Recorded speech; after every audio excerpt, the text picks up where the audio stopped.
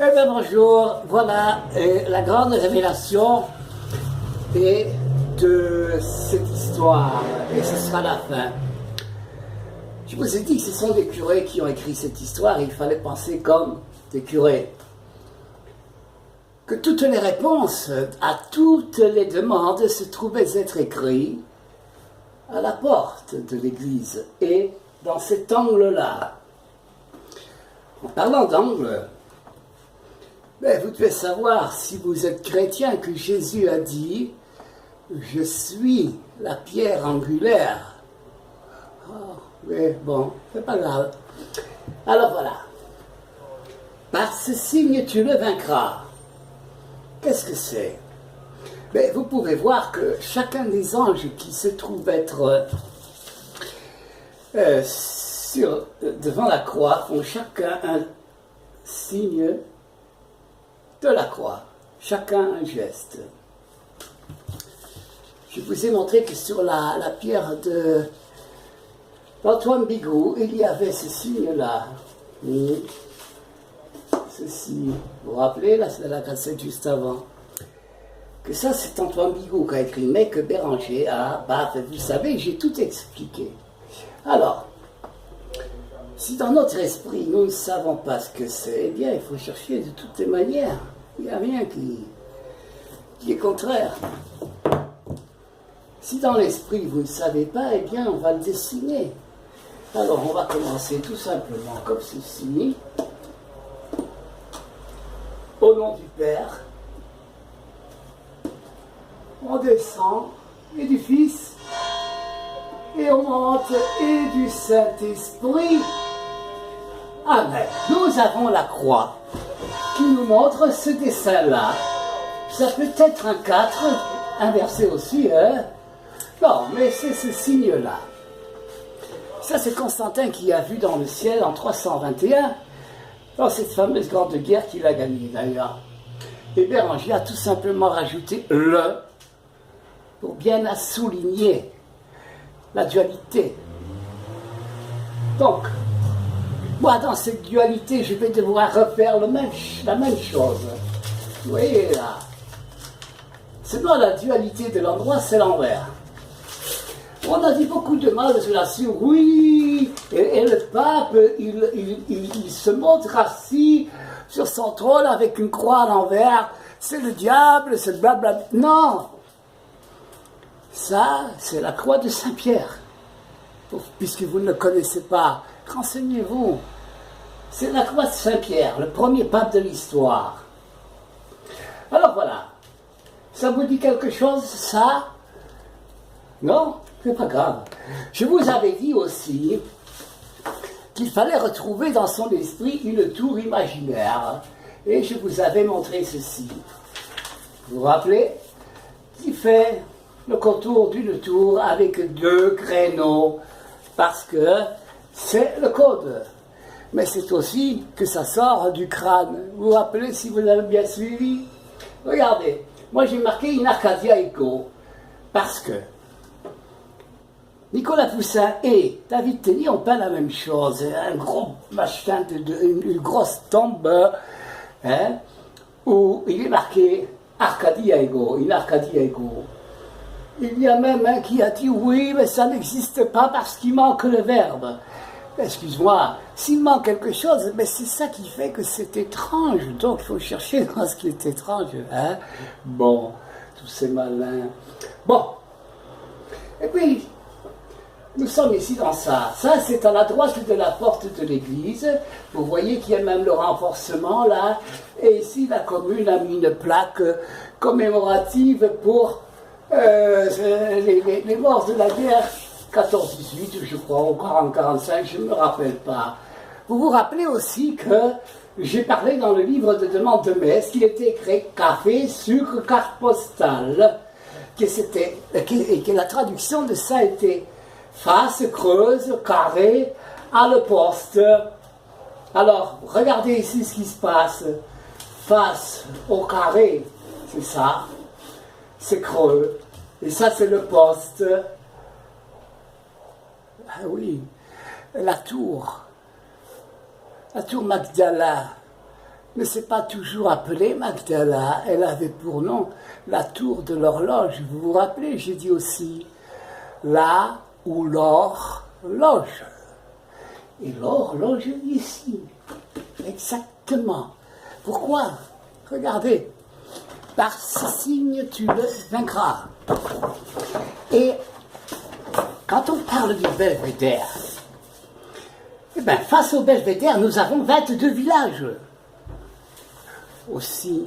Et de ces 22 villages qui sont là, et tous ceux qui sont alentours, de tout le Razès, donc de Rédé, et de toute la France, il n'y a qu'un seul lieu, un seul endroit, où on va trouver quoi? Eh bien, ceci. Il y a carrément le château qu'on va trouver. Où ça? Eh bien, ici.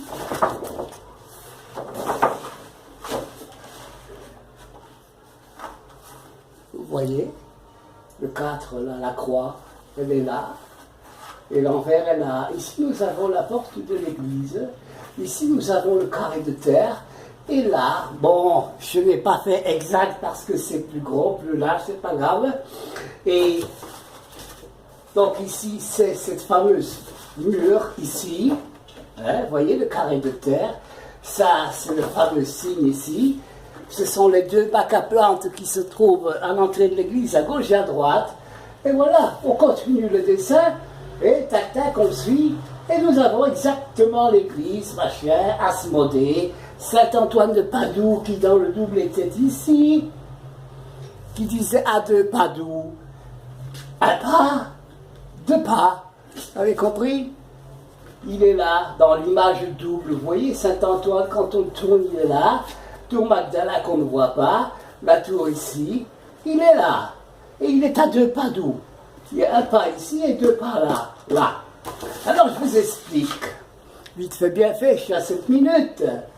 L'entrée se trouve ici dans le bac à terre, à plantes. Il y a, et ça fait 1,65 m ou peut-être plus de haut. Il s'agit tout simplement de défaire ça, d'enlever ça, la terre qui est là, et il y a un espace qui passe ici. Parce que ce mur-là, si on le calcule d'ici, donc de l'angle précisément, au bac à plantes à là, il fait plus ou moins 4 mètres. Vous allez là-bas, il faut aller jusqu'à l'intérieur de l'église aussi. Et d'ici, de cet angle-là, passer la porte, derrière la porte, et au mur qui s'arrête, et qui revient derrière, eh bien ça fait un mur de 4 mètres d'épaisseur. Alors moi j'ai visité des centaines et des centaines d'édifices religieux antiques, et des tours, et des maisons antiques. Le mur le plus grand que j'ai trouvé faisait 1,20 m.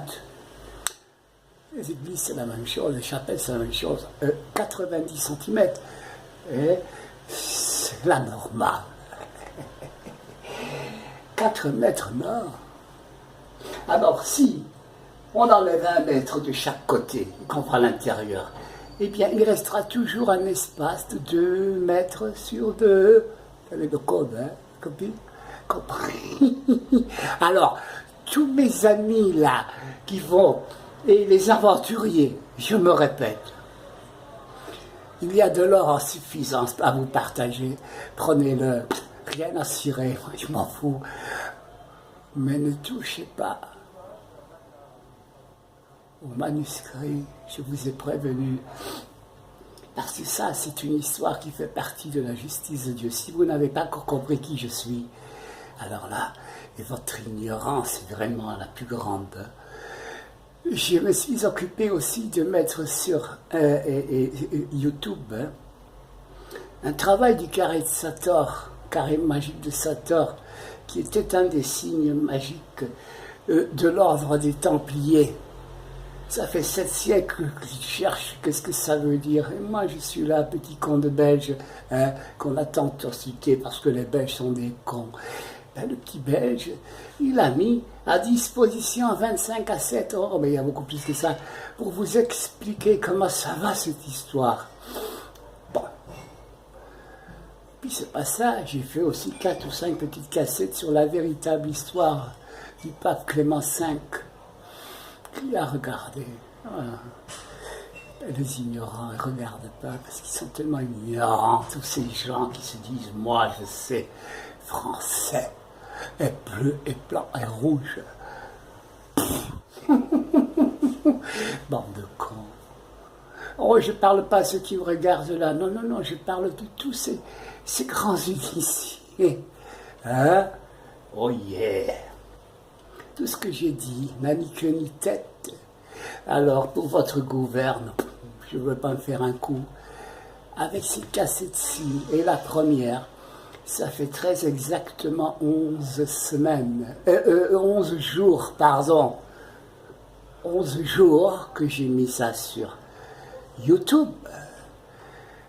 Et ça a déjà été vu 1900 fois.